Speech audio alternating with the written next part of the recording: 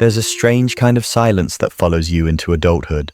It's not the silence of peace, it's the silence of something missing, something you can't quite name. It's there when you sit with people but feel like you're somewhere else entirely. It's there when you succeed and don't feel anything, when you fail and feel everything. That silence is the sound of a childhood you never fully lived. See, most people think childhood is something you grow out of, but in truth, it's something you carry forever. It doesn't disappear when you turn 18. It simply hides behind your habits, your fears, your reactions. It lives quietly in the way you attach to people, the way you avoid conflict, the way you chase perfection, and the way you feel undeserving of rest. The truth is, your lost childhood doesn't just vanish. It becomes the root of your suffering.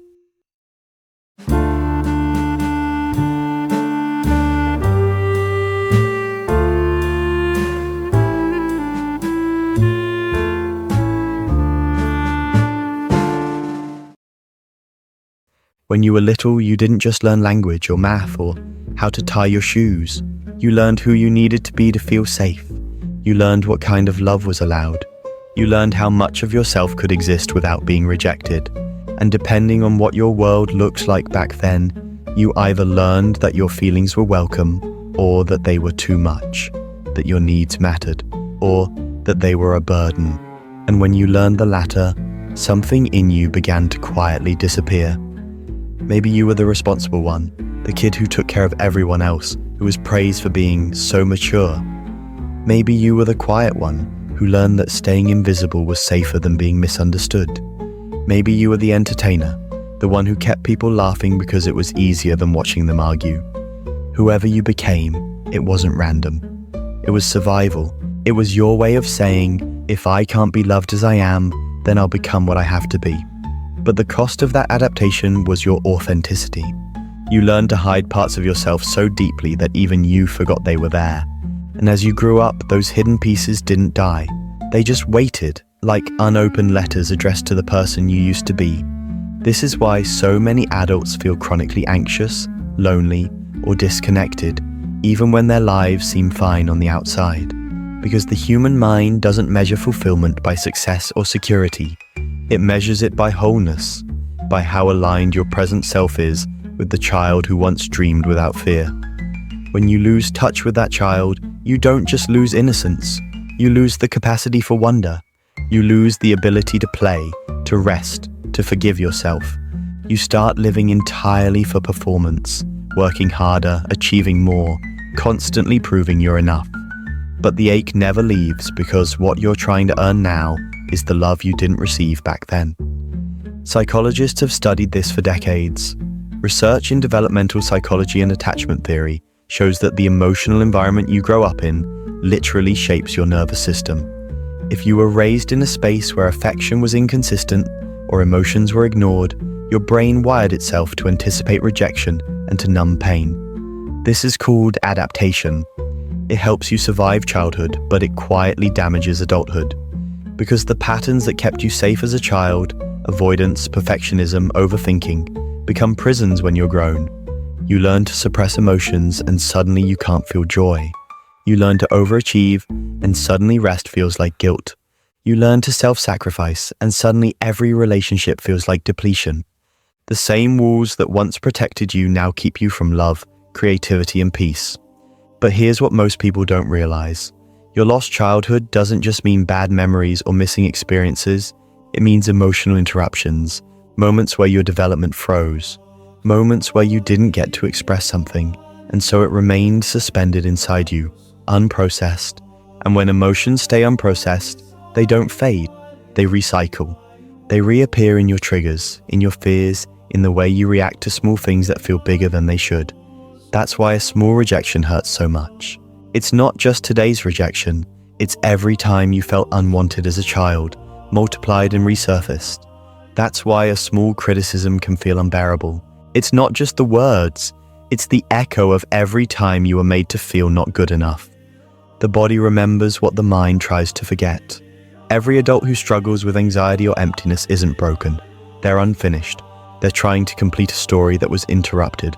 That's why you might feel like no matter how much you achieve, it never fills you, because the goal was never to become more. It was to remember who you were before the world told you to be less. Some people try to fill that lost space with productivity. Some use relationships, some use distractions, endless scrolling, constant noise, a busy mind. But nothing works for long because you can't outwork emptiness. You have to face it. You have to ask the child within you what they needed that they never got. And that question can change everything. Maybe what they needed wasn't luxury or comfort. Maybe they needed to be seen, to be listened to be allowed to cry without being told to stop, to be loved without conditions, to be taught that it's okay to make mistakes and still be worthy of love. And until you give yourself those things now, the child in you will keep searching for them in others. You see this pattern everywhere. In the people who fear abandonment but push others away first. In the ones who crave affection but act distant. In the ones who seek success but feel empty even after achieving it. Because the lost childhood doesn't vanish when you grow up. It simply wears adult clothes. It learns to look functional while quietly aching for something it can't name. And maybe you've felt it. That moment when you realize your reactions don't make sense for your age. When a small disappointment breaks you. When someone's silence feels unbearable. When peace feels foreign. That's not immaturity. That's unhealed memory. That's your inner child still waiting for closure. You don't have to believe in any mystical concept for this to make sense. Neuroscience supports it. When a child experiences emotional neglect or stress, their brain's threat system becomes overly sensitive. It stays alert, expecting danger, scanning for loss. And when that child grows up, the body continues to respond as if danger is still around, even when life is safe. That's why healing often feels confusing, because you're not fighting the present, you're soothing the past. But here's the paradox. The more you try to outrun your lost childhood, the louder it follows. The more you suppress it, the more it shapes you unconsciously. And the only way out is through. To stop avoiding the silence and instead listen to what it's been trying to tell you all along. It's not too late to reconnect. The child within you isn't gone. They're just buried under layers of responsibility, expectation, and self-judgment.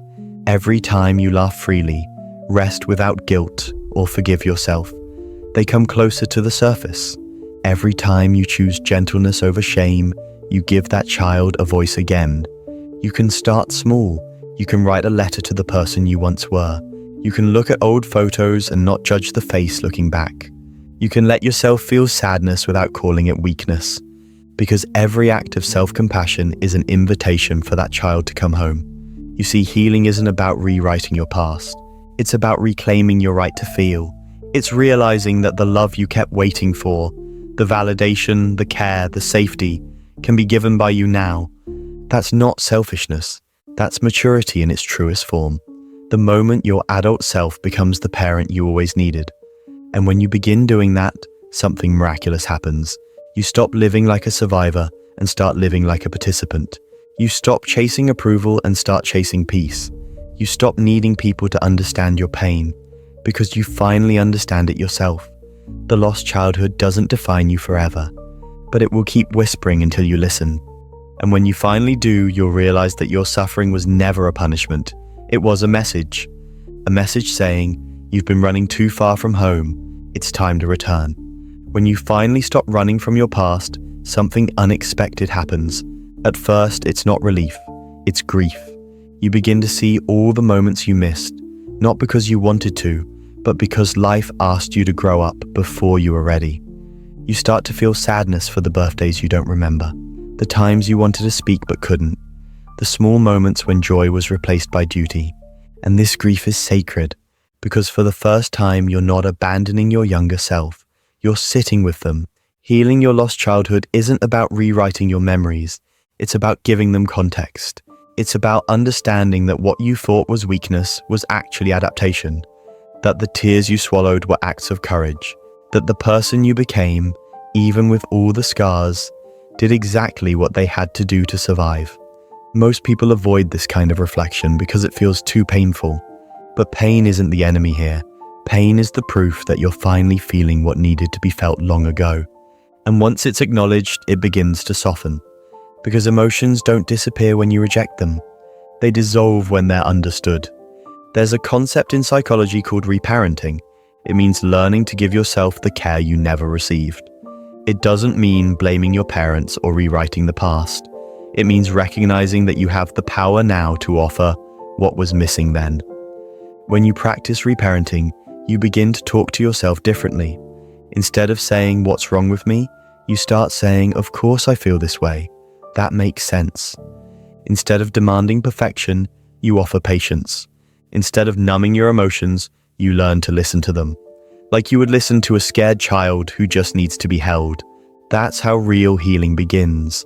Not with judgment, but with permission. Permission to rest, permission to feel, permission to exist without earning it. And slowly, that permission becomes peace. It's strange how, in adulthood, we forget that safety is something we can create. You can build it in the way you speak to yourself, in the way you set boundaries, in the way you stop explaining your pain to people who don't want to understand. Safety doesn't always mean comfort. Sometimes it means letting go of what's familiar but harmful. Sometimes it means standing alone until you meet the version of yourself who can stand without fear. Many people confuse healing with fixing, but you are not a project to be completed. You are a garden to be tended. Some seasons are about growth, others about rest. Some days you bloom, some days you shed. That's not regression, that's rhythm. And the more you honor that rhythm, the more you start feeling alive again. Have you ever noticed that children have this effortless curiosity about everything? They don't hide their excitement. They don't apologize for being amazed. They see magic in the simplest things, a cloud, a puddle, a sound. That's what you lose when you lose your childhood. You stop being amazed. Everything becomes routine, logical, measured. But when you reconnect with your inner child, even slightly, life starts to feel textured again. Colors seem brighter. Music feels deeper. You start to notice how sunlight falls through the trees, how your favorite song still makes your chest tighten.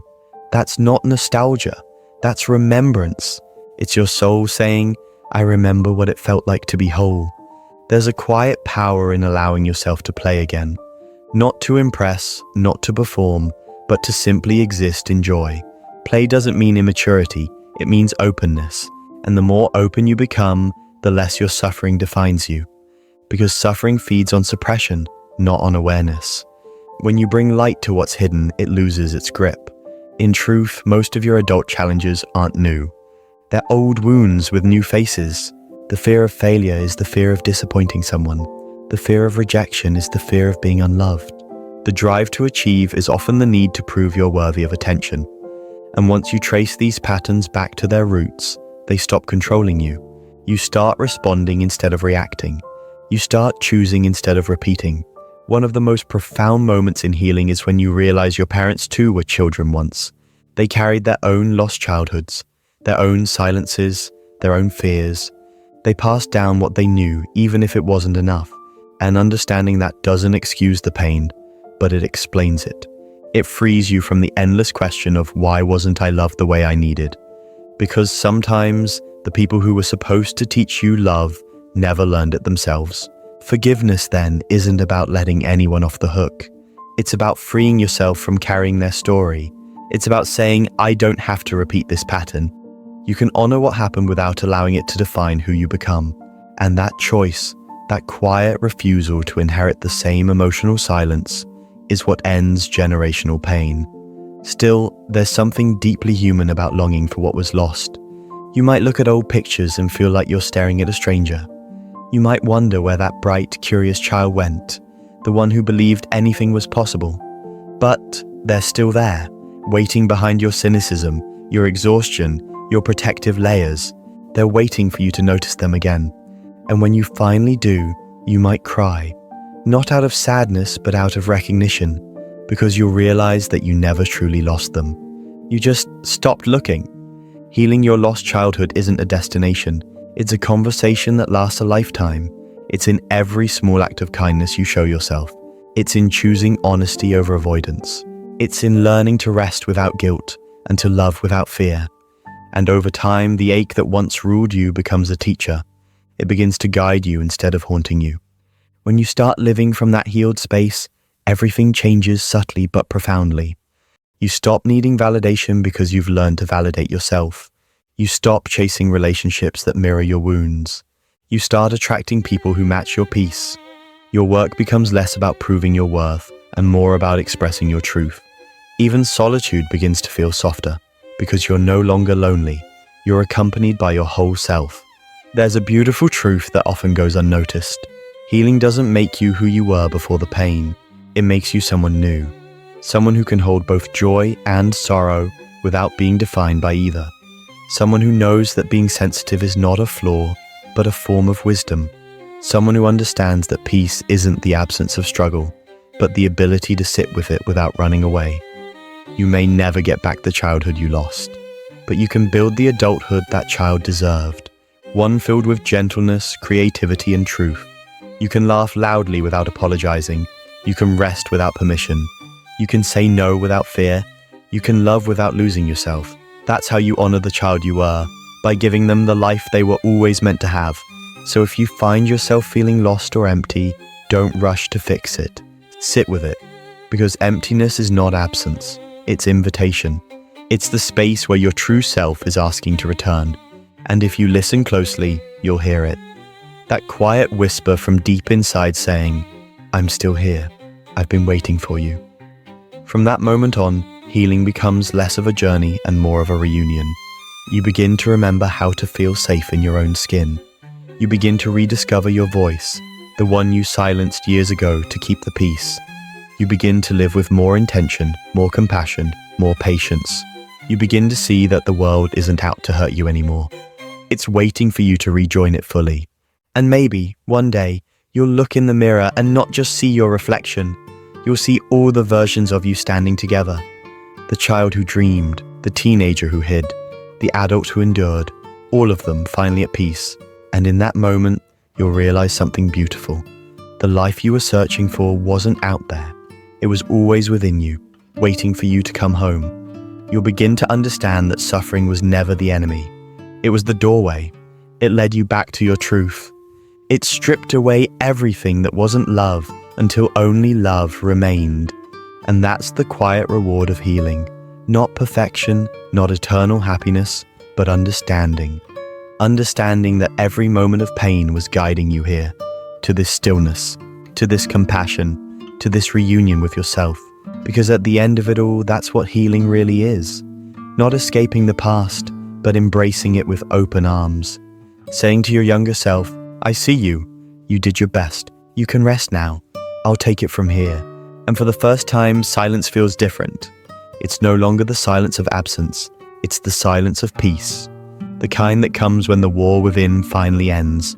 The kind that hums softly between breaths, reminding you that you made it, that you're whole, that your story, even with all its pain, it was never a tragedy. It was a return.